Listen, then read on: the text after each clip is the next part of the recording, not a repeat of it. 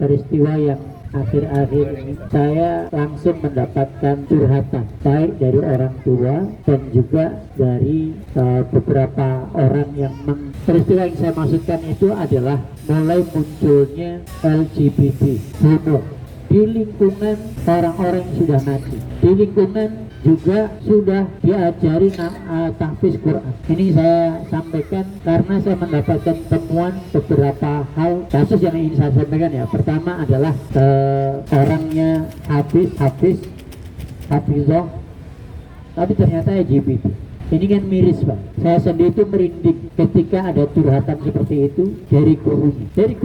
Diajari hafal Quran dari TK, SD, SMP, ya, SMA, ujungnya LGBT. Orang tuanya sok, gurunya pun sok. Kemudian berikutnya adalah seorang suami curhat, istrinya itu lesbi, curhat kepada kami. Pada akhirnya dia cerai karena memang dia nggak bisa melupakan pasangan lesbi.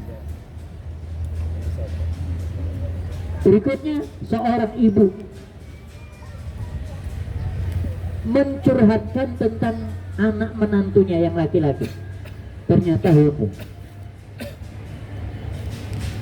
Ini backgroundnya ya sekalian. Kalau orang awam saya nggak mau cerita, tapi karena ini backgroundnya adalah dari awal diajari tahfiz, kan merinding gitu. Dari TK masih kecil tahfiz, tapi kenapa pada akhirnya itu malah LGBT? Saya menemukan 4 perkara menjadi sumber. Jadi kalau ada fakta, ada peristiwa, saya nggak berhenti di peristiwa itu. Saya berusaha menelusuri di balik fakta itu ada apa penyebabnya. Saya selalu seperti itu. Kenapa? Mungkin di Batam ini kalau ada masalah anak, masalah keluarga itu larinya banyak ke Ustaz Yusuf. Maka seperti ini saya ungkap, saya nggak mengungkap namanya, nggak mengungkap lembaganya, tapi saya ingin mengambil hikmah agar nanti anak-anak kita nggak seperti ini. Yang pertama sekalian, pembelajaran Al-Quran itu langsung kepada anak kita itu menyelisih manhajnya para nabi. Nabi itu mengajarkan iman dulu sebelum Al-Quran. Menumbuhkan imannya dulu sebelum tahfiz Quran. Tapi orang tua sekarang maunya anak tahfiz langsung dari umur masih belia, nggak peduli bagaimana menumbuhkan iman kepada anak, tapi maunya anak cepet tahfiz. Tambah terus anak ngapal Quran Bu. Bahasa Quran itu bahasa Arab, anak pun nggak paham apa artinya, apa isinya, jadi kurang bermanfaat. Yang lebih bermanfaat yang dibutuhkan anak itu adalah menumbuhkan imannya kepada anak. Menumbuhkan iman dulu. Iman dan adab itu lebih didahulukan daripada segalanya. Jangan mau anak cepet pinter, jangan mau anak cepet tahfiz, tapi nggak kita siapkan dulu imannya dan adabnya. Pada akhirnya nanti remaja jadi tadi, ya, anak kurang ajar sama orang tua, nggak punya adab, ya, terjerumus dalam perzinahan, terjerumus dalam LGBT. Ini karena mereka memang pada awalnya nggak disiapkan imannya dulu. Kita kurang perhatian tentang iman dan adab. Kita maunya cepat anak-anak hafal Quran, sekian juz, sekian puluh juz, agar nanti bisa untuk bahan cerita kebanggaan kepada keluarga besar, kepada tetangga, kepada teman. Anakku udah sekian juz. Itu adalah kebohongan. Semuanya itu bohong kalau nggak ada imannya, nggak ada adabnya. Anak punya 30 juz, nggak ada iman, nggak ada adab, akhlaknya rusak, LGBT, bohong, nggak ada manfaatnya. Kita jadi malu juga. Ini jadi penipu. Ini akan jadi ahli Quran, tapi nggak punya iman, nggak punya akhlak, itu jadi penipu umat. Penipu umat. Pasangannya, istrinya tertipu karena ternyata akhlaknya jelek, padahal suara Qur'annya, suaranya bagus, hafalannya banyak, akhlaknya jelek. Istrinya tertipu, orang tuanya tertipu, umat tertipu. Itu kan? Karena apa? Gak ngerti apa yang dihafal. Ya, jadi iman adab itu yang harus dikesah. Kita fokuskan di situ dulu. Pinter itu sambil berjalan, jangan terlalu kita menuntut anak cepat pinter. Tuntutlah anak beriman, beradab. Iman, adab, insya Allah kita nggak akan rugi, nggak akan salah kalau kita selalu menekankan iman dan adab. Yang kedua, penyebab anak ini di masa remaja itu rusak. Hubungan orang tua dengan anak itu nggak baik. Orang tua dengan anaknya nggak harmonis. Orang tua hanya bisa bentak, marah-marah, nyalain, ngancam, hukum, nyuruh, merintah, hanya begitu.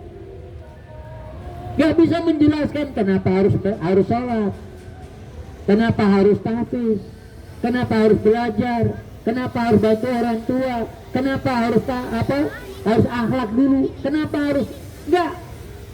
Hanya bisa marah, nyuruh, bentak, ngeritik, ngancam, hukum. Seperti ini kalau modelnya sekalian. Kalau kita hanya bisa marah-marah, ngeritik, nyalain anak, bentak-bentak, ya, ngancam, hukum, itu hubungan kita dengan anak gak akan pernah baik. Anak terluka terus. Kalau terluka terus, apa yang terjadi? Anak menjaga jarak dengan kita. Kalau menjaga jarak dari kita, nanti dia remaja baru kita tahu kita nggak bisa mengendalikan anak.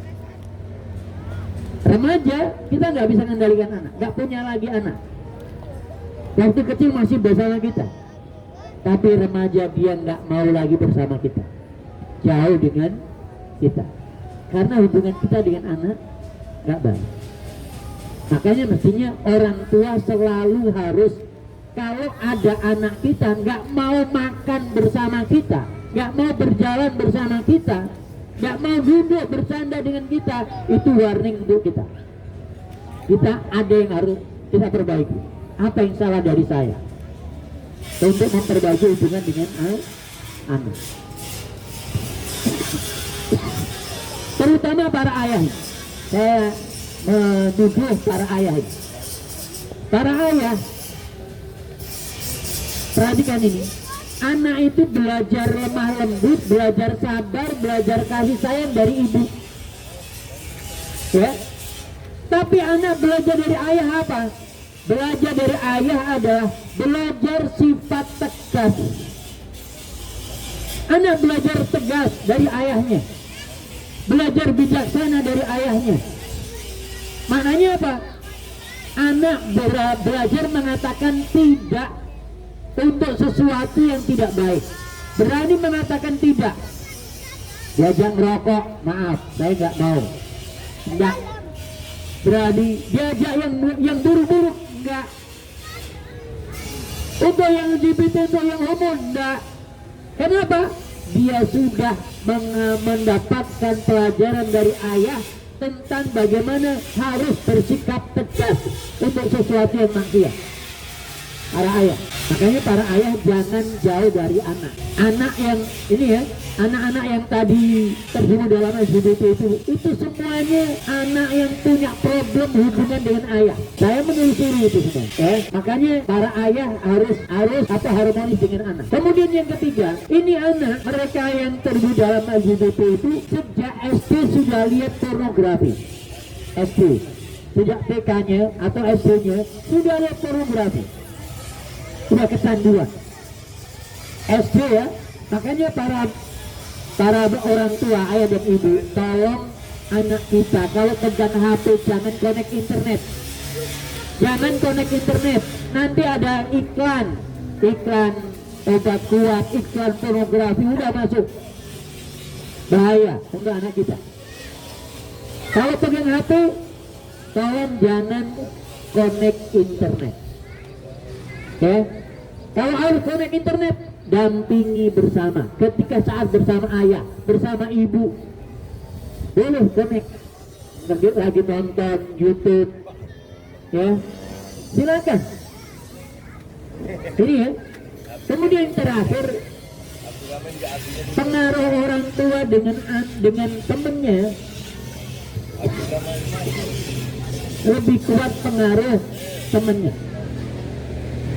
Temennya yang mempengaruhi, ya, karena temennya mempengaruhi, pengaruhnya teman lebih kuat, akhirnya dia lebih mengikuti teman daripada orang tua. Ini barangkali 4 perkara yang menjadi kesimpulan saya, kenapa anak-anak remaja terjun dalam perkara-perkara yang merusak akhlak. Ya, yang pertama tadi, tidak menggesa iman dan adab, tapi yang digesa adalah pinternya atau kasusnya. Yang kedua, hubungan orang tua dengan anak yang buruk, terutama ayah.